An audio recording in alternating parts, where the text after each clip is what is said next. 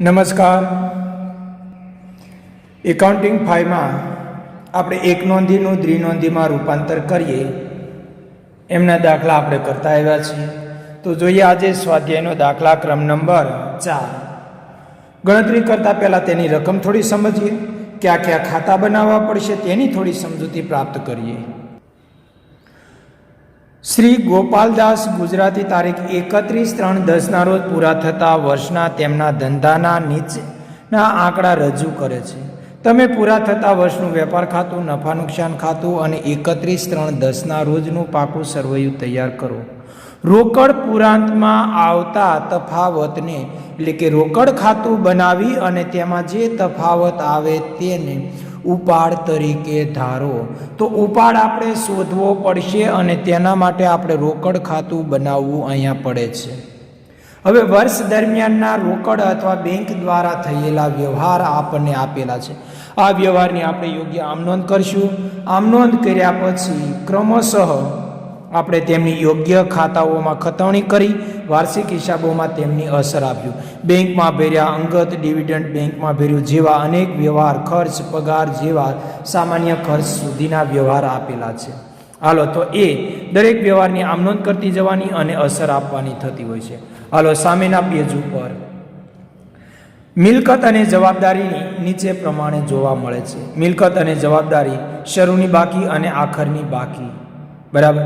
તો અહીંયા આ જે આપણે 1/4 એટલે કે આવતા વર્ષની શરૂ બાકી એટલે આ વર્ષની આખર બાકી, તારીખો બધી બરાબર છે. આ શરૂ બાકી, આ આવતા વર્ષ માટેની શરૂ બાકી છે એટલે આપણે ચાલુ વર્ષની આખર બાકી ગણાશે. સ્ટોક શરૂ આખર બંને, બેંક બેલેન્સ શરૂ આખર બંને, રોકડ પુરાંત એટલે કે રોકડ શિલક શરૂ આખર બંને આપી. રોકડ અને બેંક શિલક બંને આપવી પડે કારણ કે આપણે કીધું જ છે રોકડ મેળનો જે તફાવત આવે તે ઉપાડ ગણવા છે. તો રોકડ ખાતું બનાવીશું. દેવાદારની શરૂ આખર બાકી આપેલી છે, લેણદારની શરૂ આખર બાકી આપી છે, રોકાણ મિલકતની શરૂ આખર બાકી તમને આપેલી છે. વાત એ રહી રોકડ ખાતું એક બનાવવું પડશે, નક્કી થઈ ગયું. શરૂની મૂડી શોધવા શરૂનું સ્થિતિ દર્શક બનશે, એ પણ એક નક્કી થઈ ગયું. ત્યાર પછી લેણદાર અને દેવાદારના ખાતાની બાકી બનાવવી પડશે કારણ કે અહીંયા તમને જે વ્યવહાર આપેલા છે એ પ્રત્યેક વ્યવહાર રોકડ છે, એમાં ક્યાંય ઉધાર ખરીદી ઉધાર વેચાણ આપવામાં આવેલ નથી. તો ઉધાર ખરીદી અને ઉધાર વેચાણ શોધવા માટે આપણે દેવાદાર અને લેણદારના ખાતા તૈયાર કરશું. તો હાલો જરૂરી પહેલાં પત્રક તૈયાર કરીએ.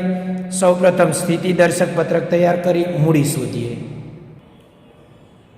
હાલો, તો જરૂરી પત્રકમાં પહેલું શરૂની મૂડી શોધવા સ્થિતિ દર્શક પત્રક, સાતક લીટી.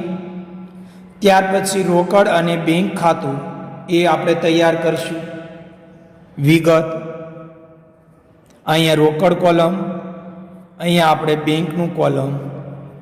વિગત, રોકડ અને બેંક. રોકડ ખાતું બનાવવું પડે. આપણે બેંક ખાતું માત્ર સમજ પ્રાપ્ત કરવાના હેતુથી આપણે બનાવીએ છીએ. અહીંયા પણ લખી લઈએ જવાબદારી, રકમ રૂપિયા, મિલકત, રકમ રૂપિયા. આ બે પત્રક પહેલાં બનાવીએ. ત્યાર પછી ઉધાર ખરીદી અને ઉધાર વેચાણ આપેલ નથી તેથી એ પત્રકે બનાવવા પડશે. તો એ કયા પત્રક હોય છે? તો કે લેણદાર અને દેવાદારના ખાતા. હાલો, પહેલું આપણે ઉધાર ખરીદી શોધવાના હેતુ સહ આપણે દેવાદારનું ખાતું તૈયાર કરીશું. હાલો, દેવાદાર ખાતું, એમાંથી આપણે ઉધાર વેચાણ કેટલું કર્યું એ મળશે. ઉધાર ખરીદી કેટલી કરી આ આપણે બનાવીએ 5 થી 7 લીટી. આગળનું જે રોકડ ખાતું હતું એ 10 થી 12 લીટીનું બનશે. લેણદારનું ખાતું 5 થી 7 લીટી. ત્યાર પછી આપણું આગળનું વેપાર ખાતું વાર્ષિક હિસાબો અહીંથી આપણા શરૂ થઈ જશે. 31/3/2010 રોજ પૂરા થતા વર્ષનું વેપાર ખાતું. દશક લીટી. છેલ્લા આગળના પત્રક નફા નુકસાન ખાતું. કઈ તારીખે? 31/3/10 રોજ પૂરા થતા વર્ષનું નફા નુકસાન ખાતું. 31/3/10 રોજનું આપણું છેલ્લું પાકું સરવૈયું તૈયાર કરીશું. તો આમ 15 લીટી અને પાકું સરવૈયું પણ 15 લીટીની જરૂર પડશે. તો એટલા જરૂરી પત્રક બનાવી હવે આપણે સૌ પ્રથમ પહેલું કયું ખાતું અને બાકી મેળવવાની? તો કે શરૂની મૂડી. શરૂની મૂડી શોધી અને પાકા સરવૈયામાં લાવશું, પણ પહેલાં શોધી લઈ શરૂની મૂડી. સ્થિતિ દર્શક પત્રકમાં શરૂની મૂડી શોધવા માટે શરૂની બધી બાકીઓ બધી જ આપેલી છે. મિલકત હોય મિલકત બાજુ લખશું. પહેલું આપેલું છે શરૂ સ્ટોક. વાર્ષિક હિસાબમાં લખાશે, પણ પહેલાં આપણે શરૂનું સ્થિતિ દર્શક પત્રક પૂરું કરી લઈએ. રૂપિયા 40,000. બેંક બેલેન્સ એટલે કે બેંક શિલક રૂપિયા 16,000. આગળ રોકડ શિલક, હાથ પર રોકડ શરૂની બાકી 600 રૂપિયા. દેવાદારો, દેવાદારની બાકી 28,000 રૂપિયા. લેણદારની જવાબદારી ગણાય, તેથી લેણદાર અહીંયા લેણદારની બાકી 54,600. રોકાણ મિલકત કહેવાય. રોકાણ રૂપિયા 1,00,000. શરૂની 1,00,000, આખરની પણ 1,00,000 જ છે આપેલા. કરો. સૌ પ્રથમ આ ખાતું આપણે બંધ જ કરી શરૂની મૂડી શોધી લેવાની.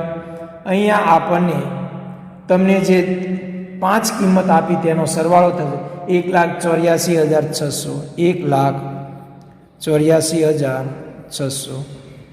1,84,600. તફાવત આવશે અહીંયા જવાબદારી બાજુ 1,30,000. એને કહેવાય શરૂની મૂડી. આ કિંમત આપણે શોધેલી છે. હાલો, શરૂની મૂડી 1,30,000 પહેલાં આપણા વાર્ષિક હિસાબોમાં નોંધ કરી ગયો, એટલે છેલ્લે યાદ રાખવી નહીં. હાલો, લઈ લ્યો છેલ્લું પત્રક પાકું સરવૈયું. હાલો, આવી ગયું આપણા હાથમાં પાકું સરવૈયું. પાકા સરવૈયા મૂડી દેવા બાજુ. મૂડી ઇનરમાં 1,30,000. હાલો, શરૂની મૂડી પણ શોધી લીધી અને તમે પાકા સરવૈયામાં એટલે કે વાર્ષિક હિસાબોમાં પણ દર્શાવી દીધી. હવે આપણા ક્રમશઃ પહેલાં જે ખાતા બનાવેલા છે તેની બાકીઓ લખી લઈએ અને ત્યાર પછી આપણે આમ નોંધ કરી અને વ્યવહાર લખશું. હાલો, ક્રમશઃ પહેલાં ખાતાઓ જે બનાવ્યા છે આપણે 3 વધારાના જરૂરી વિગતો માટે એમની બાકીઓ દર્શાવીએ. હાલો, તો પહેલાં રોકડ અને બેંકની શરૂ બાકી ઉધાર હોય, તેથી બાકી આગળ લાવ્યા. હાલો, તો તેથી બેંક શિલક 16,000 છે અહીંયા લખાશે અને રોકડ શિલક રૂપિયા 600 છે. બેંક ખાતું તો સાથે બનાવ્યું, બાકી આપણે એક રોકડ ખાતું જ આ દાખલામાં જરૂર હતી. હાલો, જમા બાજુ લખો. બાકી આગળ લઈ ગયા. હાલો, કેટલી બાકી છે જુઓ તો. રોકડ 800 રૂપિયા અને રોકડ 800 રૂપિયા અને તમારી બેંક શિલક 24,000 આખર બાકી છે. હાલો, આ બાકીઓ લખી. ત્યાર પછીનું પત્રક દેવાદાર અને લેણદાર, એની પણ શરૂ અને આખર બાકીઓ દર્શાવીએ. હાલો, પહેલું દેવાદાર છે. દેવાદારની ઉધાર બાકી હોય, લખો ઉધાર બાજુ. બાકી આગળ લાવ્યા. કેટલી બાકી છે જુઓ તો ત્યાં દેવાદાર ખાતામાં 28,000. જમા બાજુ લખો. બાકી આગળ લઈ ગયા. અહીંયા ઉધાર બાજુ તફાવત આવશે, એ આપણી શું છે ઉધાર વેચાણ આપણને મળશે, પણ એ છેલ્લે. હાલો, દેવાદારની આખર બાકી 40,000. લેણી ઊંડી દેવી ઊંડીના ખાતાની બાકીઓ આપેલ નથી, એટલે આપણે એ ખાતા બનાવવાની જરૂર અત્યારે રહેતી નથી. બાકી હોય તો બનાવવા પડે. લેણદારની શરૂ બાકી જમા હોય, લખો જમા બાજુ. બાકી આગળ લાવ્યા. જો તો લેણદારની 54,600 રૂપિયા. 54,600 રૂપિયા. આ બધી બીજા પત્રકમાંથી આપણે બાકીઓ લખીએ છીએ. જમા ઉધાર બાજુ આખર બાકી હોય. બાકી આગળ લાવ્યા. અહીંયા આપણે ખરીદી મળશે ઉધાર, તફાવત આવશે ત્યારે. પહેલાં આખરની બાકી 60,000. હાલો, આ તમે એટલી બાકીઓ જે તમારે વધારાના ખાતા બનાવવાના થયા એની તમે બધી બાકીઓ લખી. હવે દાખલો કઈ રીતે શરૂ કરશું? આમ તો પહેલાં આપણે અત્યાર સુધી મિલકતો જ લેતા આવ્યા, પણ એમ નહીં, આપણે દાખલામાં જે વિગત પ્રથમ આપી હોય એ જ વિગતો શરૂ કરવાની. હાલો, તો પહેલો જ પત્રકમાંથી ક્રમશઃ વિગતો લઈએ છીએ અને એક એક નોંધ વાર્ષિક હિસાબોમાં કરતા જઈએ. હાલો, તો તે ખાસ ધ્યાન રાખશો. પહેલો વ્યવહાર, બેંકમાં રોકડા ભર્યા. બેંકમાં રોકડ ભરીએ તો ધંધામાંથી રોકડ જાય. ક્યાં ગઈ રોકડ? તો કે બેંકમાં. બેંક ખાતે કેટલી રોકડ જાય છે? રૂપિયા 3 લાખ. ક્યાંય રોકડ ગઈ? તો કે બેંકમાં. તો તમારી બેંક શિલક વધે છે, તેથી બેંક આવે તે ઉધાર. આમ નોંધ શું થાય? બેંક ખાતે ઉધાર તે રોકડ ખાતે જમા. રોકડ ખાતે. ફરી વખત, બેંકમાં રોકડા ભર્યા એટલે જમા ખર્ચી વ્યવહાર કહેવાય. આપણે બેંક ખાતું પણ અહીંયા ખોલ્યું છે એટલે અસર આપીએ છીએ. હવે વાત એ રહી, બંને આમ નોંધ અહીંયા થઈ ગઈ એટલે ક્યાંય વાર્ષિક હિસાબોમાં એની અસર થતી નથી. બીજો વ્યવહાર, અંગત ડિવિડન્ડ બેંકમાં ભર્યું. બેંકમાં ભરો એટલે બેંક શિલક વધે.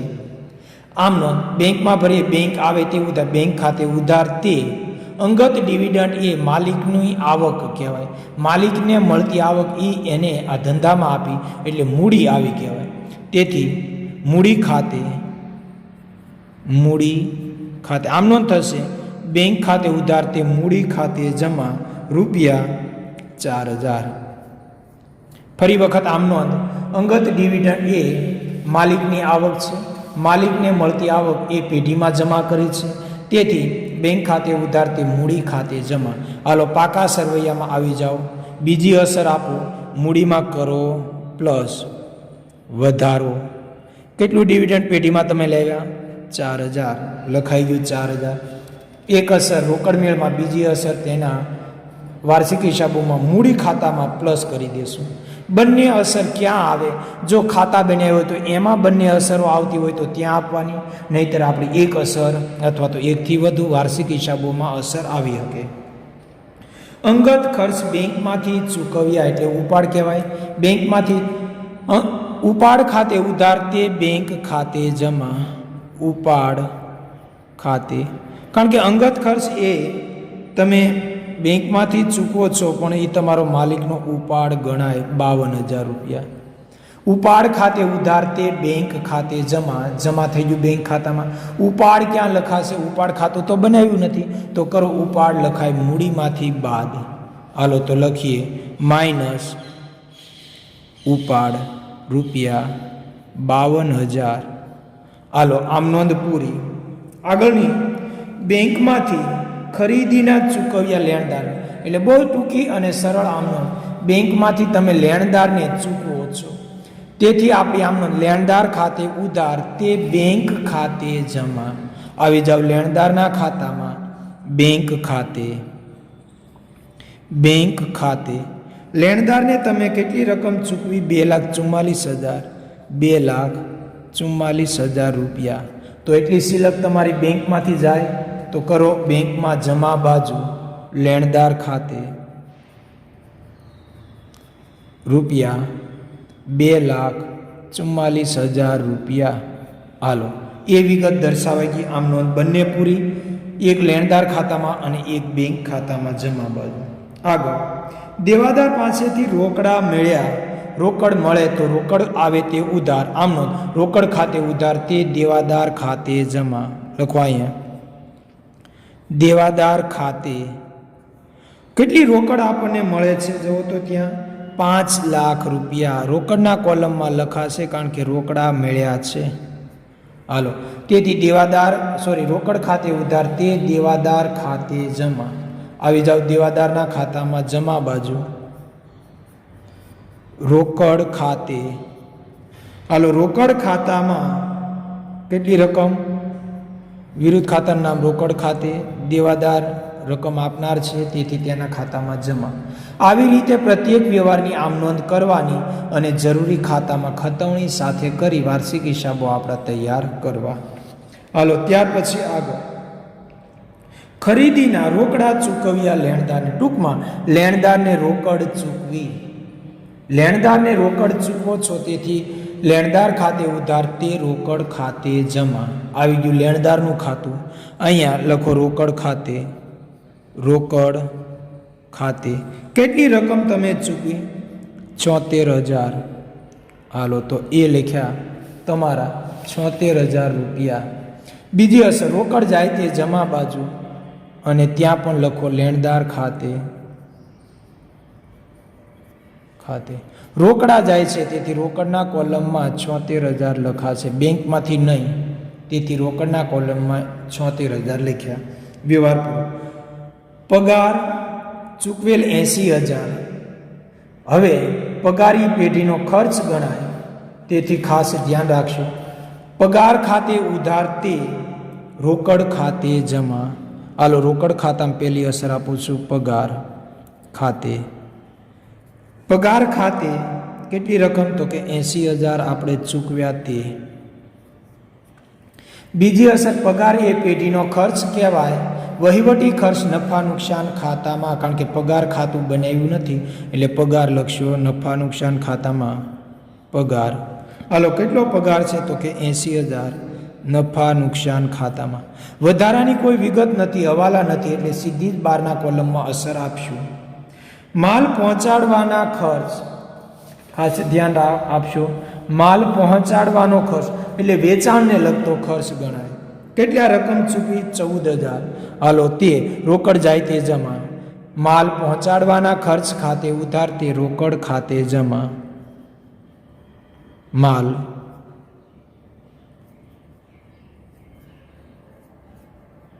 માલ પહોંચાડવાના ખર્ચ ખાતે ઉધાર તે રોકડ ખાતે જમા, તેથી રોકડ ખાતામાં જમા બાજુ રૂપિયા 14,000. માલ પહોંચાડવાનો ખર્ચ એટલે કે વેચાણ સંબંધિત ખર્ચ નફા નુકસાન ખાતામાં લખાશે. હાલો, લખો નફા નુકસાન ખાતામાં ઉધાર બાજુ માલ પહોંચાડવાનો ખર્ચ. કેટલા રૂપિયા છે? તો કે રૂપિયા 14,000. અહીંયા કિંમત કરજો. પગાર 80,000 હતો, એ 80,000. હાલો, ત્યાર પછી આગળનો વ્યવહાર. ભાડા અને વેરા ખર્ચ ગણાય. ચૂકવેલ ભાડા વેરા ખાતે ઉધાર તે રોકડ ખાતે જમા. ભાડું વેરા. હાલો, કેટલા તમે ચૂકવ્યા છે? ભાડું અને વેરો રૂપિયા 4,000. હાલો, તો પેઢીનો ખર્ચ ગણાય. લખો નફા નુકસાન ખાતામાં ઉધાર બાજુ ભાડું વેરા. ભાડું વેરા એ પેઢીનો ખર્ચ ગણાય, રૂપિયા 4,000, તેથી નફા નુકસાન ખાતામાં વહીવટી ખર્ચનો ભાગ. આગળ વીજળી બળતણના 2,000 ચૂકવ્યા, રોકડ જાય છે. વીજળી બળતણ 2,000 રૂપિયા ચૂકવ્યા. હાલો, તો લખો તે નફા નુકસાન ખાતામાં વીજળી ખર્ચ.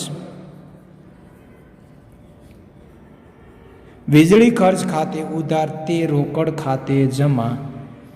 આ ખર્ચ ખાતું ન બનાવ્યું હોય તો વીજળી ખર્ચ તો કે ક્યાં લખાય? તો કે નફા નુકસાન ખાતામાં ઉધાર બાજુ. સામાન્ય ખર્ચ ચૂકવ્યા. સામાન્ય ખર્ચના ચૂકવ્યા રૂપિયા 9,200. સામાન્ય ખર્ચ ખાતે ઉધાર તે રોકડ ખાતે જમા, તેથી રોકડ ખાતામાં જમા બાજુ. સામાન્ય ખર્ચ ખાતું નથી બનાવ્યું. સામાન્ય ખર્ચ લખો નફા નુકસાન ખાતામાં ઉધાર બાજુ. સામાન્ય ખર્ચ કેટલા આપેલા છે? 9,200. હાલો, તો એ વ્યવહાર આપણા બધા પૂરા. હવે આખરની બાકીઓ આપણે વાર્ષિક હિસાબોમાં લખવી પડે, અમુક બાકી શરૂની લખવી પડે. એ આપણે ક્રમશઃ વિગતો આપણે એક પછી એક લેતા જઈએ. પહેલું કામ કરીએ, શરૂ સ્ટોક. શરૂ સ્ટોક તમારે વેપાર ખાતામાં વેપાર ખાતામાં લખવું પડશે. શરૂ સ્ટોક વેપાર ખાતું આવી જાવ, આપણે જે બનાવેલું છે વાર્ષિક હિસાબોનું, તેમાં સામેના પેજ ઉપરની વિગતો લઈએ છીએ, શરૂ અને આખર બાકીની. શરૂ સ્ટોક લખાશે. શરૂ સ્ટોક અને ચૂકવવા બાકી, મળવા બાકી, અગાઉથી ચૂકવેલ જેવા વ્યવહાર, આવા 4-5 વ્યવહાર શરૂની બાકીને પણ ધ્યાનમાં લેવાશે. ₹40,000. હવે આખર સ્ટોકની 2 અસર. હાલો, પહેલો આખર સ્ટોક અહીંયા લખો, વેપાર ખાતામાં જમા બાજુ આખર સ્ટોક. એક નોંધની વિશેષતા જ એ છે કે અમુક વ્યવહારની 1 અસર થાય, અમુક વ્યવહારની 2 અસર થાય. આખર સ્ટોક આપણે યાદ કરવાનું, વાર્ષિક હિસાબોમાં ક્યાં લખતા તો કે 2 અસર આપતા, વેપાર ખાતામાં જમા બાજુ, અને બીજી અસર પાકા સરવૈયામાં મિલકત લેણા બાજુ. હાલો, પાકું સરવૈયું આવી ગયું, લખો મિલકત બાજુ. જરૂર નથી ક્યાં લખવું એ. આખર સ્ટોક આપણે ઉપરથી ક્રમશઃ જ લખતા જશું. આખર સ્ટોક ₹30,000. હાલો, એ વિગત તમારી પૂરી થઈ. બેંક શિલક અને રોકડ શિલક અહીંયા લખાશે આખર બાકી. બેંક શરૂ બાકી ન લખાય કે આખર બાકી જ લખવામાં આવશે. 24,000. રોકડ શિલક પાકા સરવૈયામાં લખાશે ₹800. આગળની વિગત જુઓ. દેવાદારની બાકી અહીંયા આખર લખાશે. દેવાદાર ₹40,000. આગળ લેણદાર મિલકત બાજુ તમારે લખવાના થશે. થોડીક જગ્યા છોડી અને લખો લેણદાર. હાલો, કેટલાના લેણદાર છે તો કે ₹60,000. હાલો, લખ્યા. રોકાણ મિલકત કહેવાય, લખો અહીંયા રોકાણ. આવી મિલકતોમાં જો વધારો ઘટાડો થતો હોય તો ખરીદી અથવા વેચાણ હોઈ શકે. 1 લાખ. શરૂ અને આખર બંને બાકી કોઈ વિગતો આપણને આપવામાં આવી નથી. તો અહીંયા બધા વ્યવહાર પૂરા કર્યા છે. કરો દાખલાના ક્રમશઃ સરવાળા, એક ખાતાના સરવાળા કરી લેણદાર અને દેવાદારના ખાતાની બાકી પરથી તેમજ રોકડની બાકી પરથી આપણે જરૂરી વિગતો પ્રાપ્ત કરશું. હાલો, પહેલાં રોકડ અને બેંક ખાતાના કરીએ સરવાળા. હાલો, રોકડ ખાતું જમા બાજુનો સરવાળો, ઉધાર બાજુનો સરવાળો વધુ આવે છે. હાલો, તો ઉધાર બાજુનો પહેલાં આપણે સરવાળો કરશું.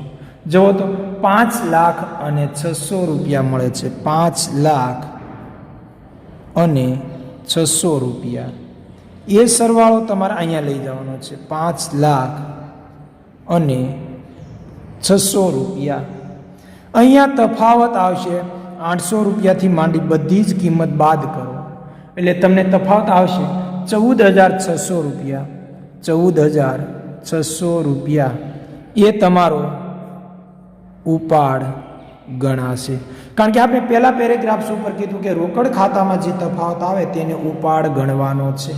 તો હાલો, તમને ઉપાડ મળી ગયું. આ ખાતાની બાકી પરથી શરૂ આખર બાકી આપેલી હતી. જો તફાવત અહીંયા આપણને મળ્યો તો એટલી રોકડ ગઈ હશે, પણ એ રોકડ ક્યાં ગઈ તો કે ઉપાડમાં ગઈ હશે. ઘણી વખત રોકડ ખાતા પરથી આપણને અલગ અલગ રોકડની જાવક કહે તો જે કાંઈ તફાવત આપણને આવે એ જે ખર્ચ અથવા તો જે બાબતનો કીધો ઉલ્લેખ કર્યો હોય એ રકમ ગણવાની. હાલો, તો આની અસર આપી દો. ઉપાડ 14,600 વાર્ષિક હિસાબોમાં તમારે લખવા પડશે. આવી જાઓ પાકા સરવૈયામાં. પાકા સરવૈયામાં અહીંયા લખો ફરી વખત હજી ઉપાડ.